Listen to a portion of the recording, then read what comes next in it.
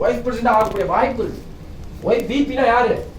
அந்த கம்பெனியா அடுத்த டிசிஷன், இன்னைக்கு கம்பெனில அடுத்து என்ன பண்ண போறாங்க, எந்த ப்ராடக்ட் கொண்டு போறாங்கன்ட்டு எங்களை டிஸ்கஸ் பண்ணாம அந்த கம்பெனி என்ன பண்ண மாட்டாங்க, முடிவெடுக்க மாட்டாங்க. அப்ப எவ்வளவு பெரிய போஸ்டிங்ல சாதாரண நபரா உள்ள போய் அந்த கம்பெனிய 10 லட்சம் பேர் இருக்க கம்பெனியை அடுத்த மூவ் பண்றதுக்கு முடிவெடுக்கக்கூடிய இடத்துல கொண்டு போய் உட்கார வச்சிருக்குன்னா எவ்வளவு பெரிய விஷயம். நாளைக்கு உங்களுக்கு அந்த இடம் காத்துட்டு இருக்கு.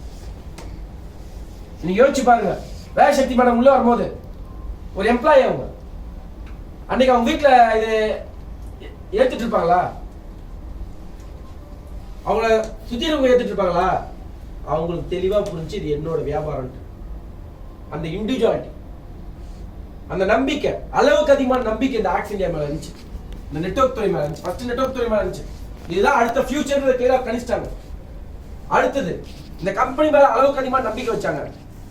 எல்லாத்தையும் தூக்கி போட்டு உயிரை கொடுத்து வேலை பார்க்க ஆரம்பிச்சாங்க. அந்த வேலை பார்த்தோட விளைவு தான் நீங்க ஜெயிச்சிருக்காங்களே தவிர இங்க வேலை பார்க்காம டவுட் பட்டே இருந்தா ஜெயிக்க முடியாது.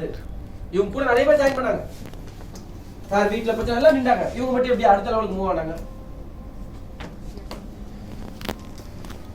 ஃபர்ஸ்ட் விஷயம், கம்பெனியோட நோக்கம் தெளிவா இருக்கா? இப்ப இவங்களுக்கு நம்பிக்கை அதிகமா இருக்கா?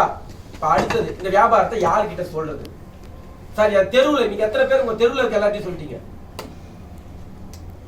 ஏன்